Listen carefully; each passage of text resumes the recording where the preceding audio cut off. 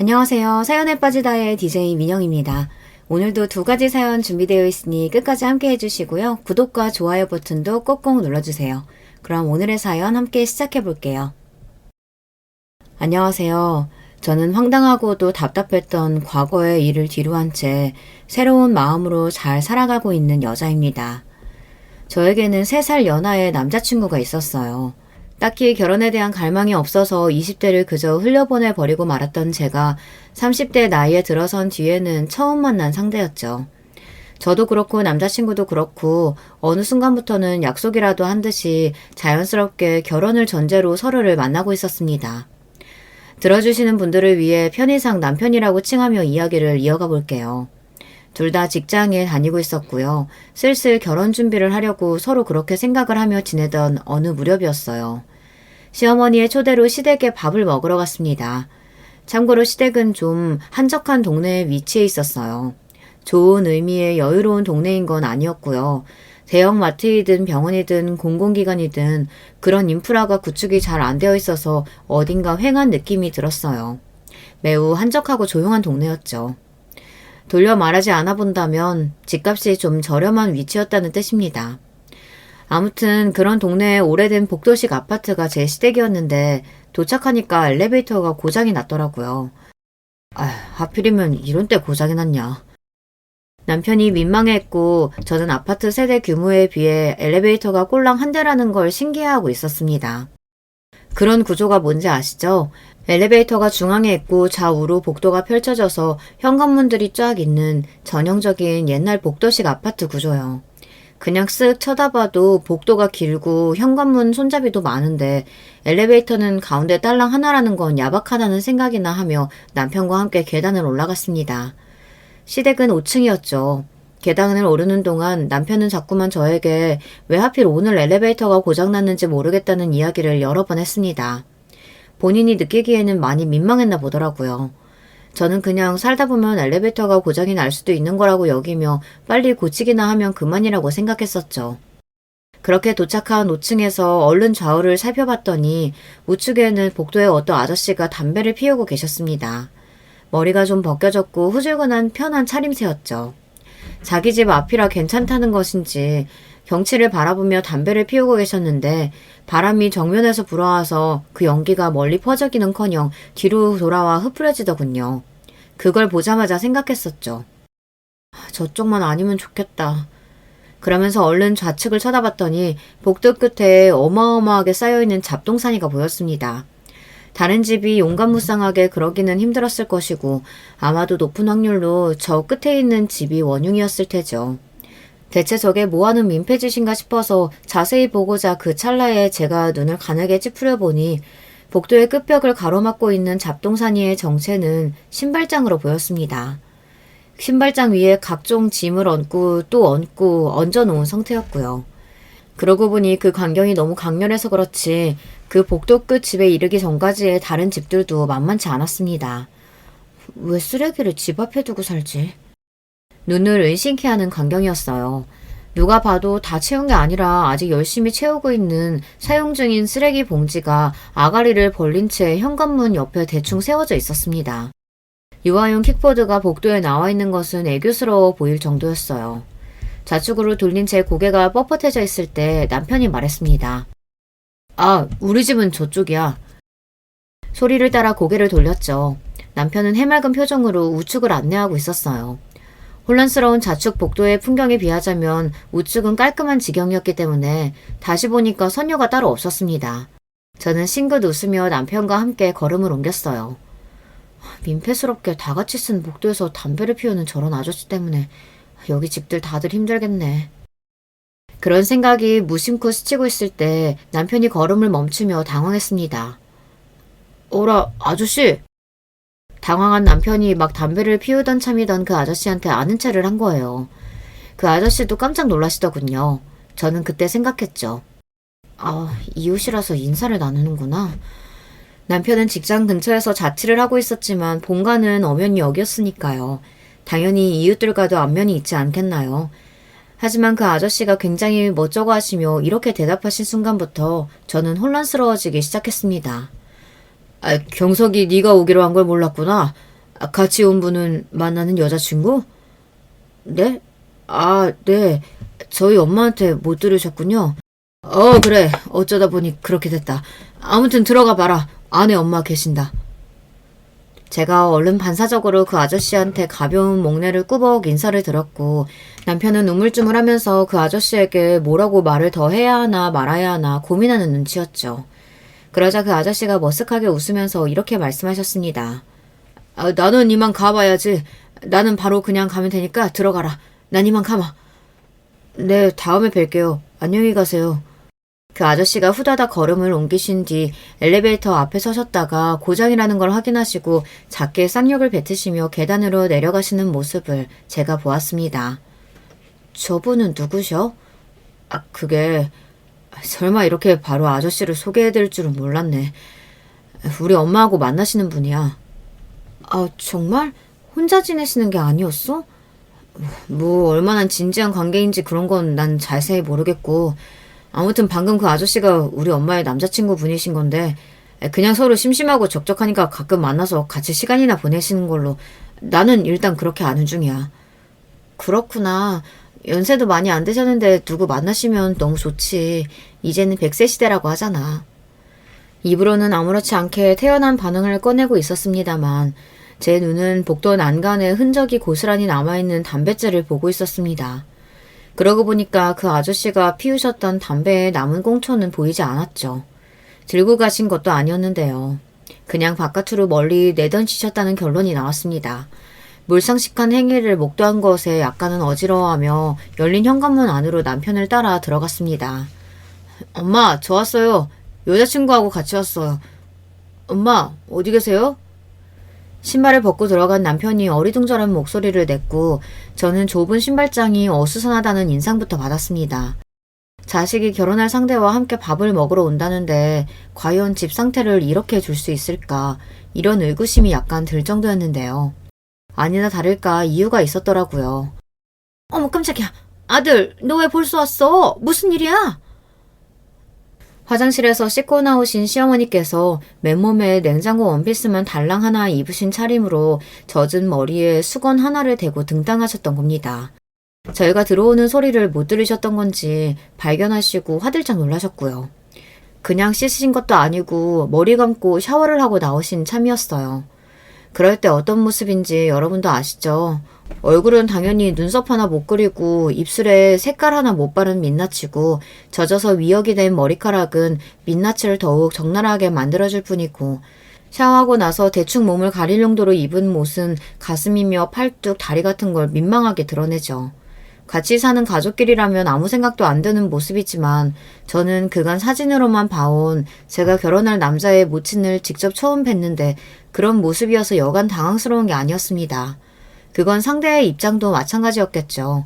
남편을 향해 외치시고 난 시어머니께서 겸연쩍게 시선을 아래로 내리깐 저를 발견하시고는 비명을 지르셨습니다. 세상에, 난 몰라. 이걸 어째? 머리에 얹고 계셨던 수건을 내려 가슴에 품으신 채 방에 들어가 버리셨어요.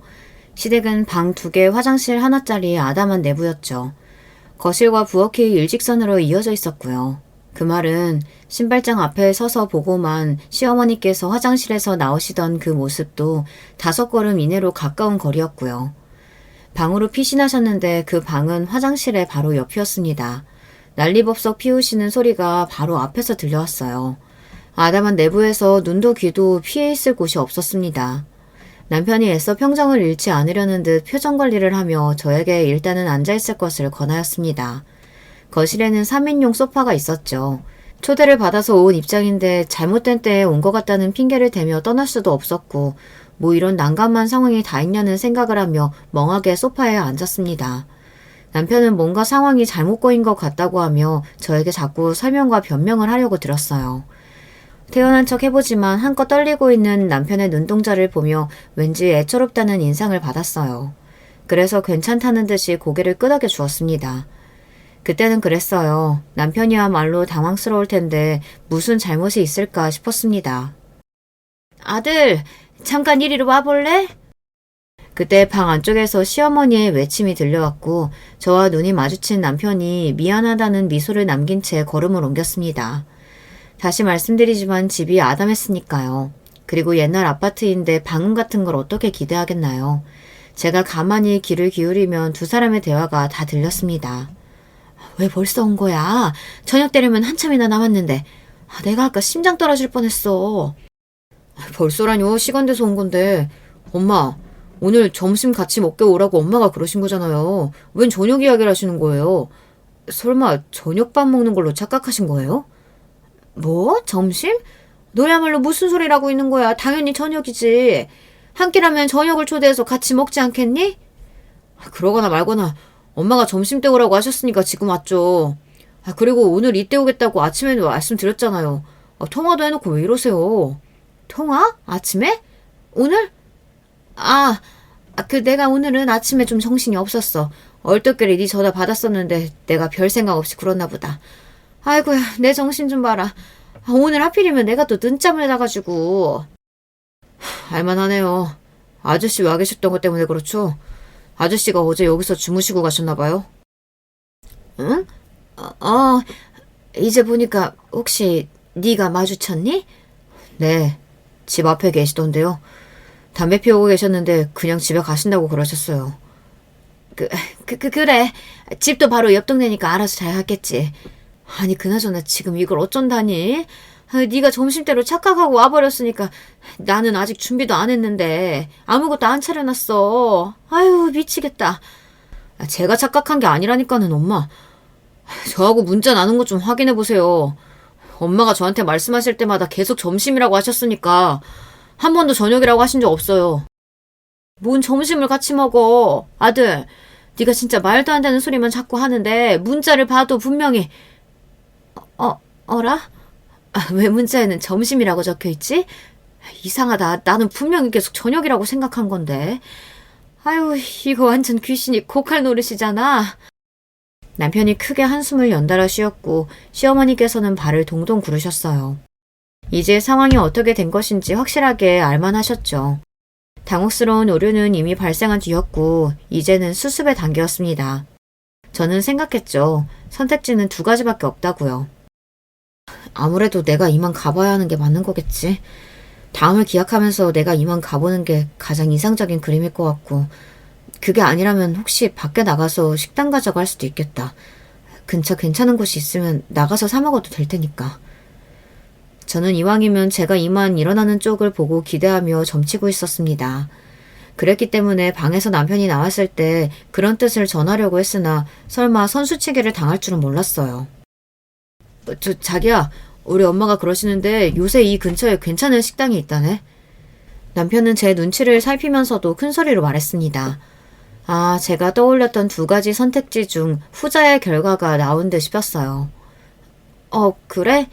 나는 그냥 오늘은 날이 아닌 것 같아서 이만 가봐야겠다 싶었는데. 아니야. 지금 우리 엄마가 너무 미안해하셔. 아무것도 대접 못하고 보내면 절대 안 될 것 같다고 하시네.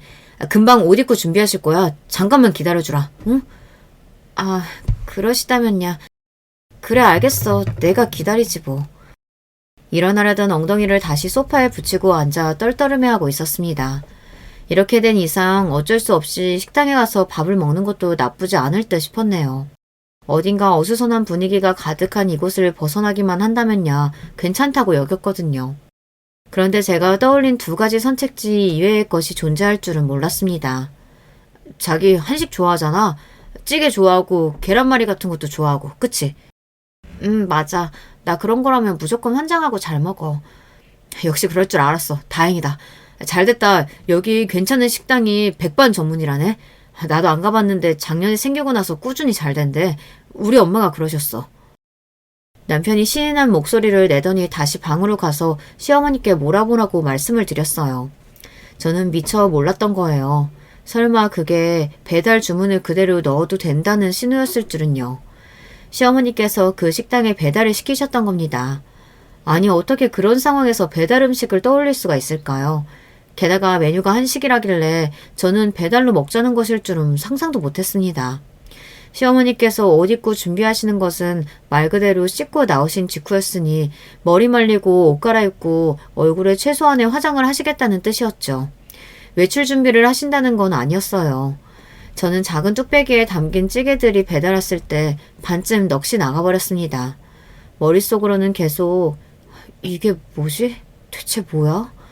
이러면서도 겉으로는 싹싹하게 웃으면서 손을 움직이고 식탁으로 그걸 날랐다는 게 정말 스스로 믿어지지가 않네요. 아유, 미안해서 어쩌나? 그래도 맛있게 들어요. 여기처럼 이렇게 뚝배기 끓인 거 직접 그대로 가져다 주는 집 없어요. 요새 이런 집이 어디 있겠어? 안 그래요? 이런 집 못 봤죠? 여기밖에 없어요. 반찬도 이것 좀 봐요. 세상에 나 이게 종류만 해도 몇 개야? 이러니까 요새 이 근방에 사는 아줌마들 죄다 밥 안 차리고 여기서 시켜 먹으려고들 난리지.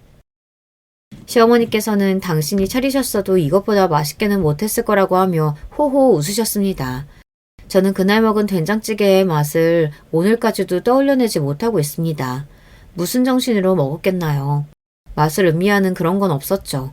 그냥 떠서 퍼서 입에 넣고 씹느라 바빴습니다. 빨리 먹고 빨리 이 자리를 끝낼 생각도 강했던 것 같아요. 어영부영 식사가 끝나가자 시어머니께서는 그제서야 울상을 지으셨어요. 오늘 만나면 이것저것 물어볼 것도 많고 대화도 차근히 많이 해볼 생각이었는데 이렇게 돼버려서 너무 속상하네. 아유 미치겠다. 내가 정말 미안하게 됐어요. 아니에요. 그러실 수도 있는 거죠. 저는 괜찮아요. 정말 맛있게 밥 잘 먹었습니다. 저는 울상이 되셔서 한숨까지 쉬시는 시어머니를 보며 어찌됐든 사람이 참 솔직하신 스타일인 것 같다는 생각이 들었어요. 상황은 좀 꼬였으나 시어머니께서 최악이라는 느낌은 못 받은 자리였죠. 솔직하신 분이라는 생각을 하면서 제가 더 시간을 끌지 않고 밥 먹은 자리가 정리되는 대로 가방을 챙겼습니다. 인사를 드리고서는 남편하고 나가려는데 시어머니께서 다급하게 당신도 함께 따라붙으셨어요. 배웅을 내가 나가줘야지 배웅을. 괜찮아요. 안 오셔도 돼요. 요 앞에까지만 같이 나갈게요. 아유 암만 그래도 손님 가는 건 지켜봐야지. 안 그래요? 호호 웃으시면서 배웅을 나오셨던 시어머니께서는 고장이 난 엘리베이터를 보시고는 표정이 싸하게 굳었습니다. 가만히 있어보자. 이게 뭔 지랄이 난 거야. 그렇게 중얼거리셨던 시어머니께서는 남편이 툴툴대면서 아까 왔을 때부터 이미 고장난 상태였다고 하니 표정이 더 안 좋아지셨어요. 그러더니 방금 전과는 다르게 목소리를 높이셨죠. 이 망할 놈의 꾸진 아파트. 이게 대체 오랜만에도 벌써 몇 번째야? 내가 진짜 맨날 여기서 살기 싫어 죽겠다 진짜. 아유. 갑자기 소리를 지르시는 것에 제가 깜짝 놀라던 그때 계단을 막 올라오신 어쩜 아주머니 한 분이 계셨어요. 시어머니보다 나이가 4대 정도 많아 보이시는 분이었고요. 장바구니를 한 손에 드신 채로 계단을 오르는 그분이 혀를 끌끌 차며 시어머니를 겨냥했습니다. 으이구 맨날 주둥이만 요란하지. 어디 딴 데 갈 돈이라도 있어? 그런 형편도 안 되면서 맨날 저렇게 주둥이로만 나불대나 몰라. 아유 듣기 싫어. 어머 제가 뭘요? 왜 가만히 있는 사람한테 그러세요? 그러자 시어머니께서 단박에 발끈하셨고요. 가만히 있기는 어디 한두 번 주둥이가 요란했어야지.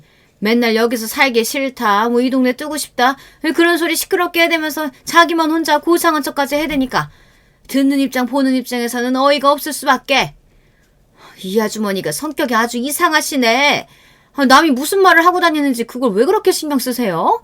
본인이나 잘하고 사세요. 남의 일에 신경 쓰지 마시고. 신경 안 쓰이게 하고 살든가. 말이 나와서 그러는데 그 집 아저씨 담배 피우는 것 때문에 죽겠으니까 복도에서 담배나 피우지 말게 하슈. 밖에 내려가서 피워야지. 어떻게 남들 다 지나다니는 복도에서 피울 생각을 하나. 나는 진짜 이해가 안 돼. 수준하고는. 뭐예요? 수준? 이것 보세요 아주머니. 현관 앞에 쓰레기나 놓고 살지 마세요. 아주 볼 때마다 더러워 죽겠다고요. 담배 연기가 몇 분 남짓 잠깐이라면 쓰레기는 하루 종일 나와 있는 거 아니에요. 그게 더 심하지. 내 집 앞이고 내 쓰레기니까 상관 말어. 어머, 수준 운운할 건 내 쪽에서 해야 맞는 거네. 진짜 미치겠다. 아줌마가 자꾸 쓰레기 앞에 내놓고 쓰시니까 다들 따라서 그러는 거 아니에요. 무슨 소리래? 쓰레기 앞에 내놓고 사는 건 503호가 먼저 시작했고 내가 열받아서 똑같이 하다가 이렇게 된 거니까 시작 따질 거면 503호한테 가서 따지슈. 503호요? 그 집에 덩치 무서운 아저씨 살잖아요. 그쪽 라인에서 따져야지 왜 나더러 하라고 그러세요? 치사하게. 왜? 그 집 아저씨더러 복도에서 담배 피우는 그 싸가지로 503호한테 가서 한마디 좀 하라고 그러시지. 담배 피우느라 바쁘고 조용한 밥이나 뭐 아침 가릴 것 없이 이부자리에서 붙어먹느라 아주 바쁘시나? 그래서 따지러 갈 시간은 없으신가 봐? 오늘 아침에도 그 집 현관문 바깥에서 아주 소리가 시끄럽게 새어나던데 금실 많이 좋으신가 봐요? 그 아주머니가 비아냥거리시는 것에 시어머니의 얼굴이 삽시간에 민망함으로 달아올랐어요. 남편은 얼른 제 팔을 잡고서 계단 쪽으로 향했죠. 저는 아무것도 못 알아듣는 척 하면서 뻣뻣하게 계단을 내려가기 시작했습니다. 시어머니께서는 저희 두 사람보다 한 발짝 늦게 대신 빠른 속도를 내어 내려오셨고요. 이런 천박한 사람 같으니라고. 내가 아주 여기 사람들을 상종을 하지 말아야지. 수준이 안 맞아서 진짜 같이 못 살겠어, 수준이. 이를 갈며 그렇게 말씀하시다가 저와 남편을 발견하시고는 표정을 환하게 바꾸셨습니다. 저는 이제는 그냥 빨리 갈 생각밖에 없었으므로 시어머니의 그런 태도에 대해 아무런 감상이 들지 않았고요. 되도록 정중하게 이만 가보겠다는 인사를 올렸을 뿐이에요. 시어머니께서는 민망해 죽겠다는 얼굴로 손을 흔드셨고요. 그런데 1층의 출입구를 향했을 때 발치에 뭔가 쌩하고 빠르게 지나가는 게 아니겠어요. 참고로 출입구에는 요즘 아파트처럼 보안 시스템이 없었고요. 그냥 개방되어 있는 형태였습니다. 그래서인지 바깥에서부터 뭔가 휙 들어와서 빠르게 1층 복도 안쪽으로 지나갔는데 시선을 돌려서 그 형체를 간신히 확인했더니 쥐였습니다. 진의 색깔의 크지 않은 쥐였어요. 쥐 특유의 기다란 꼬리를 봐버린 것에 놀라서 심장이 막 벌렁거렸습니다. 제가 봤는데 바로 옆에 있던 남편 역시도 당연히 봤겠죠. 한껏 놀란 제 눈치를 살피더니 이렇게 말을 뱉더군요. 1층이라서 그런 것 같아. 아무래도 1층은 쥐가 다닐 수 있잖아. 별일 아니라는 듯 무마하며 저를 밖으로 이끌었습니다. 1층은 쥐가 아무래도 다닐 수밖에 없는 법칙이 저도 모르는 사이에 있었나 보더라고요. 아니 무슨 쌍팔년도 옛날도 아니고 사람 사는 곳에 쥐가 이렇게 대낮에 다니는지 무척 당황스러웠습니다. 제가 그날 긴장되고 설레는 마음으로 시댁에 갔다 여러 가지로 놀라서 벌렁거리는 심장만 부여잡고 돌아왔었네요. 곱씹으면 곱씹을수록 별거 아닌 것도 같다가도 또 한편으로는 정말 크게 별거인 것 같기도 한 그런 경험이었습니다. 그렇게 정신 오는 곳은 처음이었어. 그토록 색다른 경험을 굳이 또 하고 싶지는 않더라고요. 이런 제 마음을 눈치라도 챈 것일까요? 무당탕탕 시댁 방문기 이후로 남편이 눈에 띄게 변화를 일으키며 저에게 정말로 잘해줬습니다.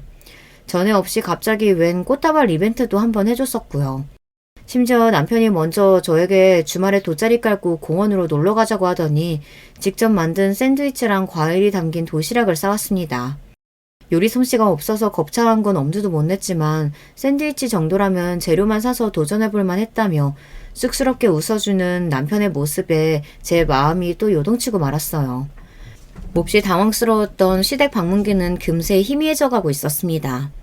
가만 생각해보니까 결혼해서 제가 그 아파트에 가서 살 것도 아니었고 시어머니를 모시고 살 것도 아닌데 굳이 그날의 일을 마음에 담아둘 필요가 뭐 있겠나 싶더라고요. 게다가 시어머니께서 남편을 통해 전달해온 당신의 뜻이 있었어요. 결혼 문제는 둘이 알아서 의논하고 최종 결정하도록 해. 나는 참견이나 간섭 그런 거 안 할 거고 그리고 나는 미리 말하는데 절대 며느리 안 잡고 살 거야. 나는 그런 시어머니 되는 거 딱 싫다. 시어머니의 어수선했던 모습이 갑자기 좋게 생각이 돼버리던 순간이었습니다. 솔직하고 소탈하고 가식이 없으며 굳이 격식 안 따지시는 그런 분으로 난데없이 제 머릿속에 생각이 되기 시작했던 거예요. 남편한테 그래서 우리 결혼 렛츠고 해버리자고 제가 딱 말했습니다. 저희 둘 다 나이도 찬 상태였고 특히 여자인 제 쪽이 연상이기도 했고 각자 직장도 잘 다니고 있었으니 결혼이라는 건 의사결정만 내려지면 되는 것처럼 언뜻 그렇게 생각이 될 법했지만 현실적으로 결혼할 때 가장 따지게 되는 것이 바로 모아놓은 돈이 얼마인가라는 문제였죠.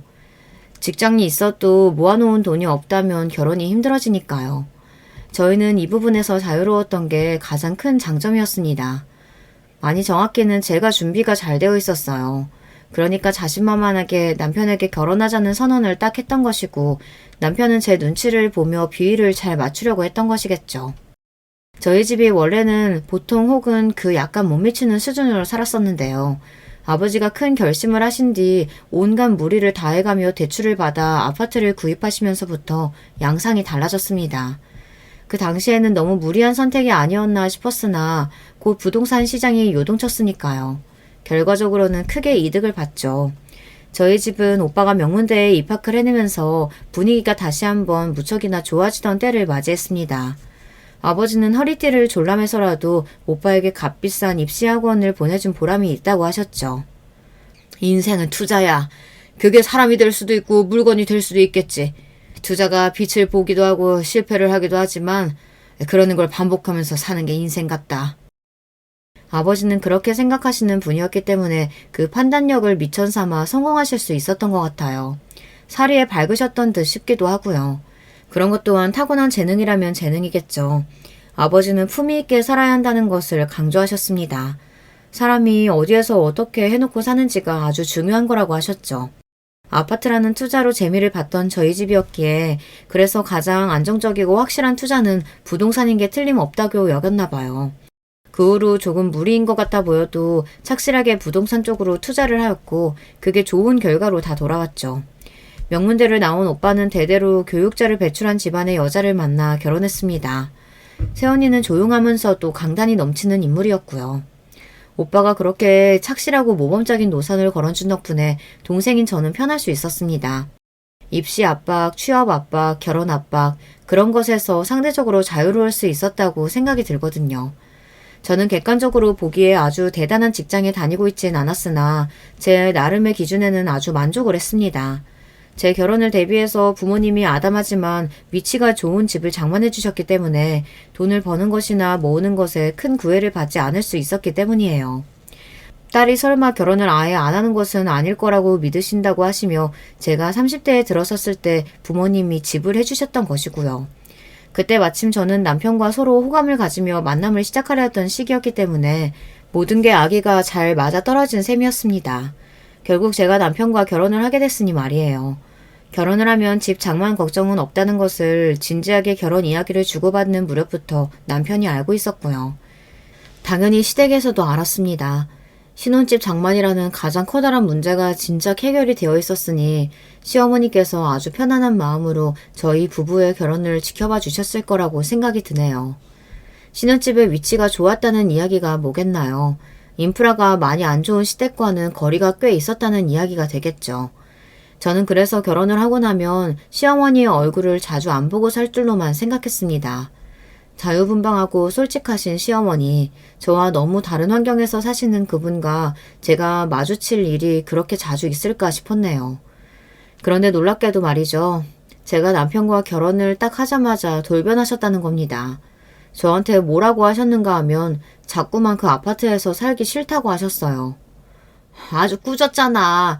이렇게 못생긴 집에서는 살맛도 안 나. 집이 있어도 하나도 안 즐거워. 나도 너희처럼 그렇게 예쁘장하게 잘 해놓은 집에서 살면 소원이 없겠다. 참고로 신혼집은 빌라입니다. 옛날 오래된 빌라 형태 그런 거 말고요. 신축이라서 깔끔한 빌라가 뭔지 다들 아실 거예요. 그리고 특히나 내부가 되게 예쁘게 되어 있는 집이었거든요. 밖에서 보고 가늠하는 것보다 안에 들어와서 직접 보는 게 훨씬 더 나은 집입니다. 안에 들어와 보고 깜짝 안 놀란 사람을 못 봤어요. 그런데 시어머니의 눈에도 그게 좋아 보였나 봐요. 자꾸만 저희 신혼집은 깔끔하고 예쁘게 생겨서 좋겠다고, 당신의 오래된 집은 구질구질하고 못났다고, 그래서 살맛이 안 나고 잘맛도 안 난다고 너무 속상하다고 그러셨습니다. 그래서 제가 당혹스러운 심정을 담아 괜히 이런 한마디를 했었어요. 에이, 그래도 집은 아파트가 좋죠, 어머님. 제가 그 소리를 정말 괜히 하는 바람에 되로 주고 말로 받게 된 격이었습니다. 얼마나 신세한탄을 오래 하셨는지 몰라요. 아파트라고 해서 다가 아니라고, 아파트라고 부르기에는 민망한 곳도 있는 법이라고, 이런 아파트에서 사는 게 너무 힘들다고, 그런 이야기를 너무나 오래 하셔서 저는 제 핸드폰에서 그날 불이 나는 줄 알았습니다. 과장 안 보태고 진짜 이러다가 휴대폰이 폭발하는 거 아닌가 싶었어요. 시어머니의 말씀을 제가 끊으려고 해도 글러라 치면 격렬하게 우는 소리를 하셔서 제가 쉽게 그럴 수가 없었습니다. 시어머니의 집에 대한 불평, 불만은 끝이 없었는데요. 집 자체의 이야기도 그렇지만 이웃 이야기도 자주 하셨어요. 이웃이라고 부르고 싶지도 않은 그 미친 연놈들 때문에 내가 맨날 우라통이 터진다. 수준이 낮아서 상종을 못하겠어. 너도 여기 와봐서 알잖니? 여기 사는 연놈들 죄다 횟가닥 정신 나간 것들인 거 너도 알지? 응? 너도 그렇게 생각하잖아. 맞지? 시어머니께서는 당신의 이웃들이 죄다 더럽고 시끄럽다고 하셨습니다.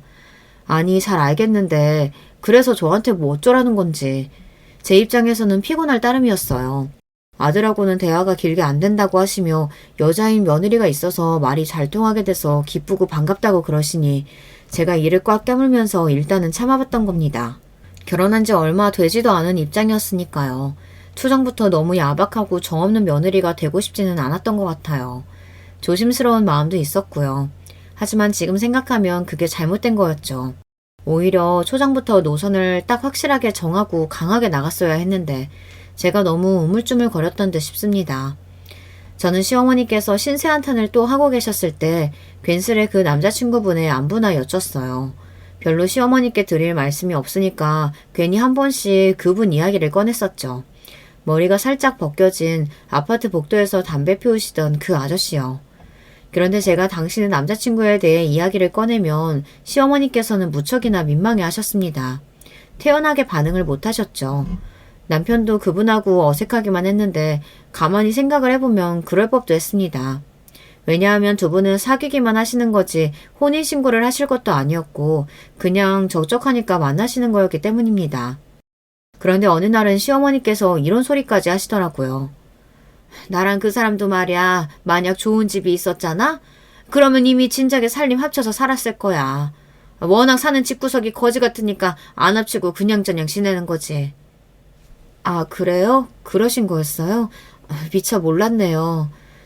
지금 너희처럼 그렇게 예쁜 집에 살았으면 나도 신혼이 된 기분으로 즐겁게 한번 지내봤을 텐데 말이야. 에휴, 내가 많이 아쉽다. 뭘 어떻게 해도 대화의 주제가 끝내 집 이야기로 귀결되었습니다. 제가 당연히 남편한테 중간에서 잘 좀 하라고 잔소리를 했어요. 시어머니께서 밑도 끝도 없이 집 이야기만 하시는 게 듣는 입장에서는 마음이 너무 불편하다고 그랬습니다. 자식으로 뭔가 해결을 해드려야 하는 거 아니냐고 제가 딱 그렇게 말을 했더니 남편이 이러더라고요. 나도 마음이 편하지 않은 건 마찬가지야. 당신보다 내 마음 당연히 더 편하지 못하지. 나도 불편해. 당신은 어머님 전화만 받았다 하면 갑자기 전에 없이 꿀먹은 벙어리가 되잖아. 그러면서 나한테 어머님 전화 다 떠넘기잖아. 전화 못 받는 핑계도 가지가지야. 그런데 당신이 뭐 그렇게 마음이 불편한 일이 있었어? 자식된 입장에서 너무 죄송스러우니까 그렇지. 내가 능력 있는 좋은 자식이었다면 우리 엄마한테 번듯한 집 한 채 장만해드렸을 텐데 그러지 못해서 너무 죄송해. 우리 엄마가 그 집에서 그렇게나 살기 싫어하신다는 것도 나는 여태 몰랐거든. 원래는 그럭저럭 살만했기 때문에 당신한테 굳이 이야기 안 하신 거 아닐까? 그렇잖아. 너무나도 살기 싫었다면 진작에 자식한테 이야기하고 상의해서 이사를 하셨겠지. 근데 왜 우리가 결혼하고 나니까 갑자기 그 집에서 목숨을 걸고 탈출하려고 드시는 건데.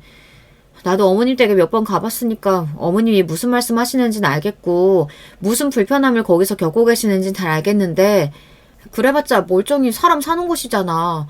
거기가 흉가도 아니고 번듯한 아파트인데 너무 과장해서 그러시는 게 이해가 안 돼. 자식 며느리한테 기대고 싶으시니까 그러는 거겠지. 내가 능력만 좋았어도 집 해드렸을 텐데 너무 죄송하다. 그렇게 해드리고 싶으면 해드리면 되잖아. 집을 꼭 매매로 해야 돼?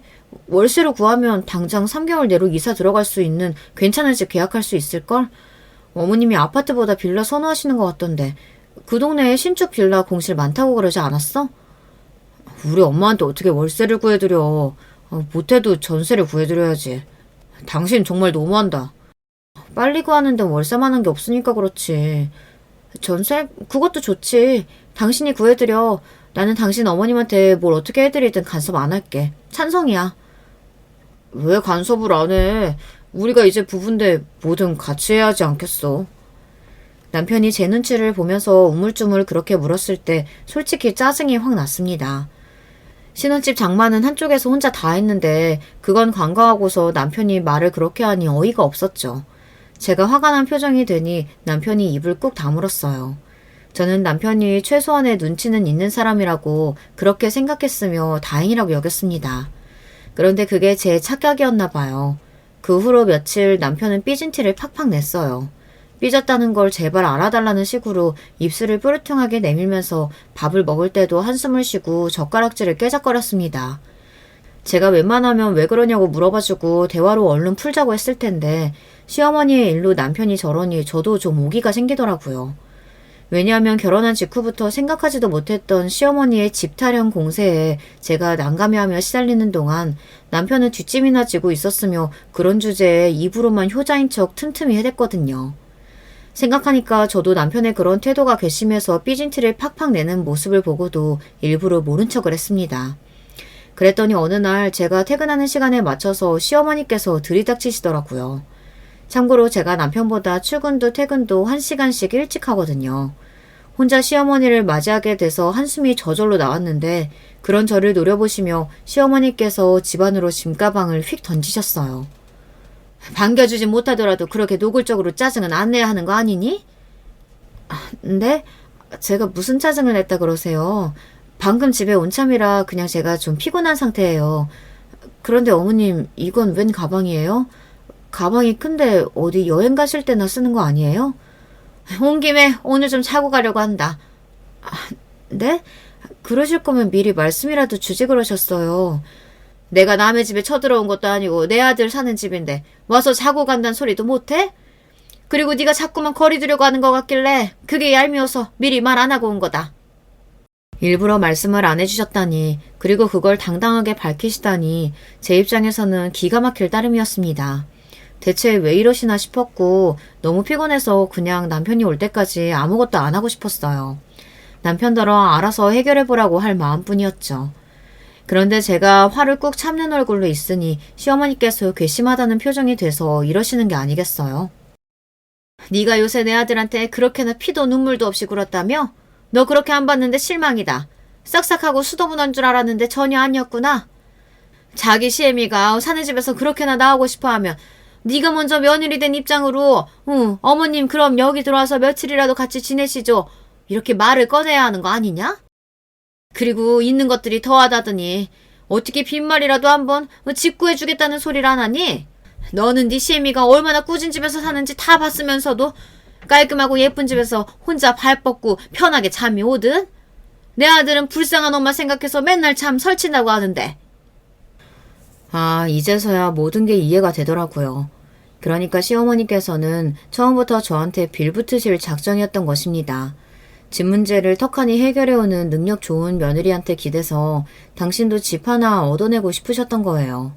그게 아니라도 아들하고 같이 살고 싶다는 명목으로 신혼집에 들어와서 며느리한테 대접받으면서 그렇게 지내고 싶으셨던 것이었고요. 뭐가 됐든 간에 제가 당신의 아들하고 결혼하고 나면 절대로 이 전처럼 그렇게 살진 않으시고 싶으셨던 것이었어요. 하지만 그 바람을 왜 저를 통해서 그것도 일방적으로 이뤄내시려는 건지 그 염치 없는 면모에 헛웃음이 나왔습니다. 이제는 아예 저한테 삿대질까지 날리면서 훈계를 하시는 시어머니께 제가 똑바로 말씀을 드렸습니다. 어머님 아들이요? 맨날 쿨쿨 잘 자요. 코도 시끄럽게 불고요. 그 덕에 매일 잠 설치는 건 제 쪽이었네요. 그러고요 어머님 저한테 뭐 맡겨두셨어요? 왜 그렇게 당당하게 요구하시나요? 제가 보기에는 어머님이 맨날 욕하시는 그 아파트 사람들 수준이나 어머님 수준이나 똑같은 것 같은데요. 그러자 제 뺨을 치셨습니다. 태어나서 처음 뺨 맞고 나서 어이가 없어졌는데 시어머니께서는 표독스러운 미소를 지으며 짐가방은 더 안쪽으로 밀어두신 후 소파에 턱하니 앉으셨어요. 버티면 그만이라는 식으로 아주 당당하셨습니다. 실컷 지랄해 보라지. 나는 이제 이 집에서 잘 먹고 잘 쉬면서 잘 지내면 그만이야. 텔레비전을 켜시는 그 뻔뻔한 모습을 보며 천박하다는 표현이 떠올랐고요. 당신의 아들이 돌아오면 저 같은 건 더욱 납작하게 밟아줄 수 있다는 듯 미소를 의기양양하게 지으시길래 그냥 주거침입으로 신고를 해버렸습니다. 마침 근처에 순찰을 돌고 있던 경찰이 바로 와주었고요. 시어머니께서 기절할 듯 놀라셨죠. 원래? 웬 경찰이? 이보세요. 난 잘못 없어요. 나는 내 아들 보러 온 것뿐이에요. 내 아들 집이라고요. 아니요. 여기는 제 집입니다. 제 명의로 된 제 집이고요. 여기 이분은 막무가내로 제가 귀가하던 때에 맞춰서 들이닥치셨어요. 나가주십사 했는데 전혀 꼼짝을 안 하셨고요. 제가 경찰을 향해 정중하게 말하자 시어머니는 얼굴이 빨개졌습니다. 아니에요. 그러니까 여기는 내 며느리라고요. 얘가 내 며느리라니까요? 저는 시어머니를 일부러 안 쳐다봤고요. 경찰들이 난감해 하시더니 일단 시어머니를 집 밖으로 모시는 것까지 해드리겠다고 그러셨습니다. 제가 수고스럽게 해드려서 죄송하다 그러며 경찰분께 시어머니의 커다란 진가방도 드렸네요. 시어머니께서는 얼굴이 완전히 토마토처럼 익어서 발버둥을 치시면서 경찰 두 분께 이끌려서 집 밖으로 쫓겨나셨습니다. 저는 찬물을 마시면서 한참 속을 식히고 있는데 그러다 보니까 남편이 돌아왔죠. 당신, 우리 엄마 오셨는데 잘 모시지는 못할 망정 경찰에 신고를 했어? 정말 악마가 따로 없다. 당신이 이런 여자일 줄 몰랐어. 우리 엄마 너무 불쌍하신 분인데 그런 분한테 당신이 어떻게 그래? 우리 엄마 지금 상처 받을 대로 받으셔서 집에 울면서 돌아가셨어. 당장 가서 사과드려. 무릎 꿇고 정식으로 사과드리고 우리 엄마 모시고 와. 지금 당장! 남편이 어떻게 나오는지 보고 결정할 셈이었는데 그마저도 제가 너무 바보처럼 무른 생각을 했던 모양이었어요. 착한 게 장점인 줄 알았건만 그런 장점 따위 이런 순간이 되자 전혀 보이지도 않더군요. 저에게 명령조로 말을 하는 남편을 보며 해탈해졌고 이런 선언을 하는 것에 전혀 망설임이 따르지 않았죠. 개소리 하지 말고 너나 여기서 나가. 여기 내 집이야. 그리고 우리 아직 혼인신고 안 한 거 알지? 이혼 절차 밟을 것도 없이 그냥 여기서 끝내자. 주둥이만 나불댈 줄 아는 이 아가리 효자놈아. 이혼? 끝내? 그게 무슨... 당신 왜 이러는 거야? 끝낼 것까진 아니잖아. 이러지 마. 뭘 이러지 마야. 너나 이러지 마. 네 엄마가 아까 나 엄청 세게 때렸거든? 여기 뺨 부은 거 보이지? 가서 진단서 끊고 고소 때릴까 싶은데 지금 네가 조용히 나랑 끝내주면 그것까진 안 할게. 남편은 그제서야 정신이 들고 후회가 들었는지 털썩 주저앉으면서 엉엉 울고 빌고 난리가 났습니다. 저는 시끄럽고 보기 싫으니까 당장 나가라고 했고요. 시어머니를 고소한다는 대목이 마음에 걸렸는지 남편은 일단 제 화가 풀릴 때까지 나가 있겠다고 했어요. 작은 가방 하나만 후다닥 싸서 떠나는 꼬라지가 웃기지도 않았습니다. 저는 당장에 용달 트럭을 불렀고요. 그 밤에 남편 짐을 싹 트럭에 실어서 시댁으로 보내버렸어요. 심상치 않은 걸 느끼고도 결혼을 한 바보 같은 행동을 후회하듯 제 결단과 행동력은 아주 빨랐습니다. 당장에 전화가 오더군요. 피곤한 밤이었고 당연히 전화를 안 받았습니다. 그러자 시어머니께서 구구절절 사과의 문자를 보내셨어요.